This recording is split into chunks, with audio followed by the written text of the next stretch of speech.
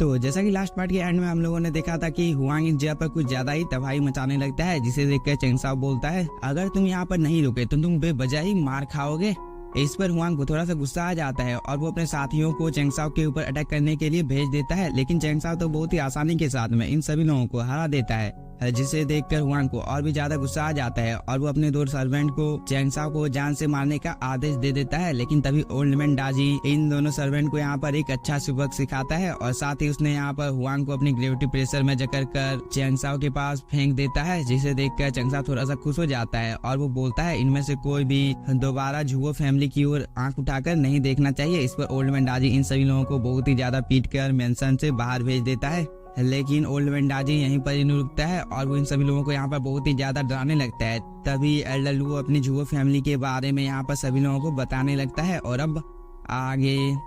Episode की शुरुआत में एल्डर लू बोलता है रॉयल फैमिली ने हम लोगों को बोला है कि ब्लैक गन सिटी के बाहर में ये ऑक्शन होने वाला है और ये ऑक्शन जिस जगह पर होने वाला है उस जगह का नाम ब्लैक मार्केट है। अगर ये मेडिसिन किंग को मिल जाती है तो इस चीज की वजह से मेडिसिन किंग सक्सेसफुली अपनी सभी इंजरियों को ठीक कर लेगा, जिसकी वजह से मेडिसिन किंग की लाइफ और भी ज्यादा बढ़ जाएगी। लेकिन हम लोगों के पास झुओ परिवार को गिरवी रखने के सिवाय कोई दूसरा रास्ता नहीं है और वो ये बोलकर यहाँ पर थोड़ा सा उदास हो जाता है। इस पर चेंग साओ बोलता है हम लोगों के पास वो मैजिकल मेडिसिन है तो हम लोग सीधे मेडिसिन किंग जुआनी को इस चीज के बारे में क्यों नहीं बताते हैं, क्योंकि इसकी वजह से हम लोगों को बहुत ही ज्यादा बेनिफिट मिलने वाला है। इस पर ये सेकंड एल्डर बोलता है चेंग साओ मुझे जहाँ तक पता है ब्लैक पावर सीक्रेट रूप से डांग फैमिली को सिक्योरिटी प्रदान कर रहा है, इसलिए हम लोग चाहकर भी उसका कुछ भी बिगाड़ नहीं सकते हैं। और मैंने अफवाह यह भी सुनी है कि इस सिटी को चारों तरफ से घेर लिया गया है और हो सकता है कि नीलामी को रद्द भी किया जा सकता है। इस पर चेंग साओ बोलता है बस तुम लोग इतनी सी बात के लिए यहाँ पर इतना ज्यादा घबरा रही हो। इस बात को सुनकर सभी एल्डर एक दूसरे की ओर देखने लगते हैं।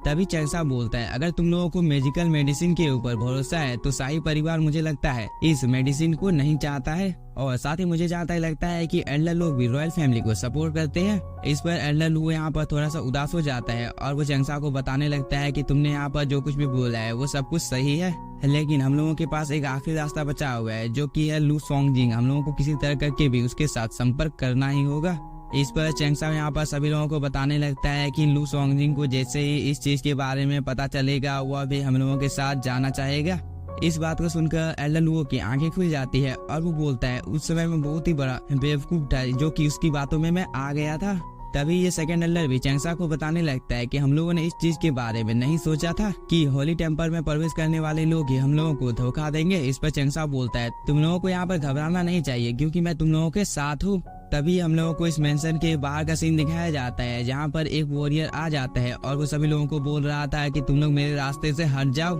तुम कीड़े मकोड़े की हम लोगों के सामने औकात ही क्या है। लेकिन इस बात को सुनकर कोई बहुत ही ज्यादा खुश हो जाता है जो कि हुआंग था और वो इन सभी लोगों को बताने लगता है कि मैं भी रॉयल फैमिली से बिलोंग करता हूँ, इसलिए तुम लोग मुझे जल्दी से इस जगह से बचाकर ले चलो क्योंकि ये आदमी बहुत ही ज्यादा बुरा है। इस पर ये वॉरियर थोड़ा सा गुस्से में आ जाता है और वो ओल्ड मैन डाजी को बोलता है तुम्हारी इतनी ज्यादा हिम्मत हो गई कि तुमने यहाँ पर हुआंग को नुकसान पहुँचाने की कोशिश की है। लेकिन इस पर ओल्ड मैन डाजी इसके सवालों का कोई भी जवाब नहीं देता है। तभी चेंग साओ भी अपने मेंशन से बाहर आ जाता है और वो ओल्ड मैन डाजी को इन सभी लोगों को सबक सिखाने के लिए बोल देता है, जिसे सुनकर ओल्ड मैन डाजी भी कहाँ पीछे रहने वाला था। वो यहाँ पर अपनी पावर को एक्टिवेट कर बहुत ही तेजी के साथ में इस वॉरियर के पास चला जाता है और अपनी स्पिरिचुअल एनर्जी को रिलीज करता है, जिसकी वजह से इस जगह पर जितने भी सोल्जर थे वो सभी जमीन पर गिर जाते हैं। लेकिन रॉयल फैमिली के वॉरियर ने किसी तरह करके अपने आप को संभाल लिया था और वो ओल्ड मैन डाजी की पावर को देखकर थोड़ा सा शॉक होता है और वो बोलता है क्या तुम पागल हो जो कि तुम हम लोगों के साथ पंगा लेने की कोशिश कर रहे हो। और वो ये बोलकर अपने एक अटैक को इस जगह पर क्रिएट करने लगता है,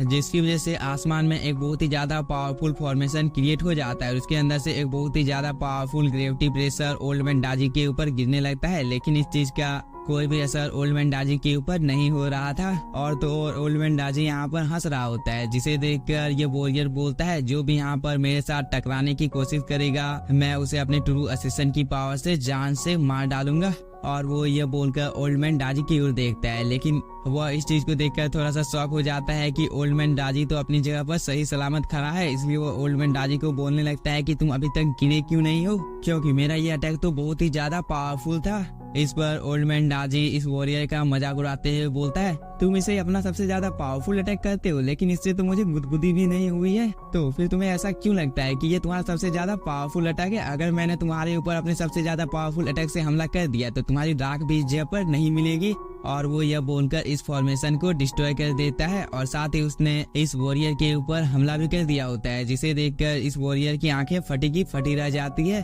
क्योंकि ओल्ड मैन डाजी उसके कुछ ज्यादा ही नजदीक आ गया था। तभी ओल्ड मैन डाजी अपनी थोड़ी सी पावर से इस वॉरियर के ऊपर हमला कर देता है, जिसकी वजह से वह दूर जाकर गिरता है, जिसकी वजह से इस वॉरियर को थोड़ा सा गुस्सा आ जाता है और वो बोलता है, आज तुमने यहाँ पर टोंगलिंग के ऊपर हमला करने की कोशिश की है, इस चीज की कीमत तुम्हें अपनी जान देकर चुकानी होगी। पर वॉरियर टोंगलिंग की बातों का यहाँ पर ओल्ड मैन डाजी कोई भी जवाब नहीं देता है और वो बस यहाँ पर मुस्कुरा रहा होता है। लेकिन तभी हम हुआंग को देखते हैं, जो कि इस मौके का फायदा उठाकर अपनी जान को बचाकर इस जगह से भागने की कोशिश कर रहा था, लेकिन इसे पता नहीं होता है कि दूर से इन सब चीजों को चैंगसाओ देख रहा है और वो अपने हैवी रूलर से हुआंग के ऊपर अटैक कर देता है, जिसकी वजह से वह इसके नीचे दब जाता है, जिसे देखकर वॉरियर टोंगलिंग एक पल के लिए यहाँ पर बहुत ही ज्यादा शॉक हो जाता है और उसे पता चल जाता है कि उसके सामने जो आदमी खड़ा है वह कोई मामूली कल्टीवेटर नहीं है। तभी चैंगसाओ बोलता है, ओल्ड मैन डाजी, टोंगलिंग को तुम मेरे पास लेकर आओ, मैं भी इसे सबक सिखाना चाहता हूँ। इस बात को सुनकर ओल्ड मैन डाजी भी अपने हाथ को टोंगलिंग के ऊपर साफ कर देता है। उसे पीटने के बाद वह चैंगसाओ के पास ले आता है,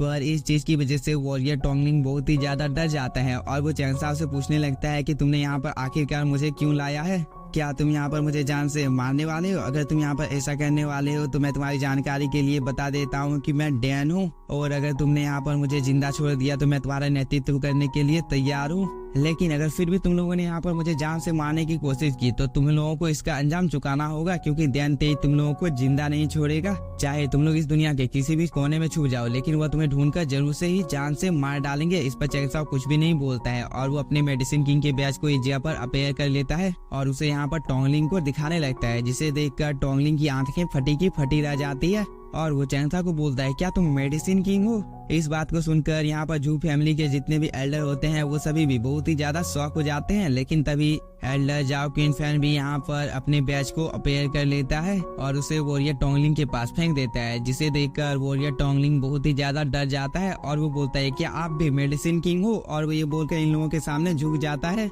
और वो इन लोगों से माफी मांगने लगता है कि मैंने अनजाने में आप लोगों की यहाँ पर बहुत ही ज्यादा बेइज्जती कर दी है, क्या आप लोग मुझे इस चीज के लिए माफ कर सकते हो? क्योंकि अब मैं इस जन्म में तो क्या अगले जन्म में भी किसी की बेइज्जती करने से पहले 10 बार सोचूंगा। इस पर चैंगसाओ भी इस वॉरियर को माफ कर देता है और वो बोलता है, तुमने यहाँ पर आज जो कुछ भी किया है ये चीज दोबारा से नहीं होना चाहिए, इसलिए फिलहाल के लिए मैं आज तुम्हें जिंदा छोड़ता हूँ, लेकिन अगर फ्यूचर में तुमने कभी भी ऐसी हरकत दोबारा से करने की कोशिश की तो मैं तुम्हें जान से मारने से पहले एक बार भी नहीं सोचूंगा। इस पर वॉरियर टोंगलिंग बोलता है, मैं अब ऐसा करने से पहले 10 बार सोचूंगा, और वो ये बोलकर अपनी जान को बचाकर इस जगह से भागने लगता है। इसके बाद हम लोगों को मेंशन के बाहर का सीन दिखाया जाता है, जहाँ पर ये वॉरियर हुआंग को देखकर बहुत ही ज्यादा गुस्से में आ जाता है। तभी कुछ लोग आपस में बात करने लगते हैं कि ये दोनों तो एक ही उम्र के हैं, लेकिन आखिरकार इस मेंशन के अंदर इतना ज्यादा पावरफुल कल्टीवेटर कौन है जिसने इन दोनों को सबक सिखाने की हिम्मत की है? क्या इन लोगों को रॉयल फैमिली के बारे में कुछ भी पता नहीं है? तभी वॉरियर टोंगलिंग यहाँ पर हुआंग को एकदम नजरअंदाज कर अपनी जान को बचाकर भागने लगता है, जिसे देखकर हुआंग बहुत ही ज्यादा परेशान हो जाता है और वो बोलता है, टोंगलिंग तुम मुझे यहाँ पर छोड़कर कहाँ जा रहे हो?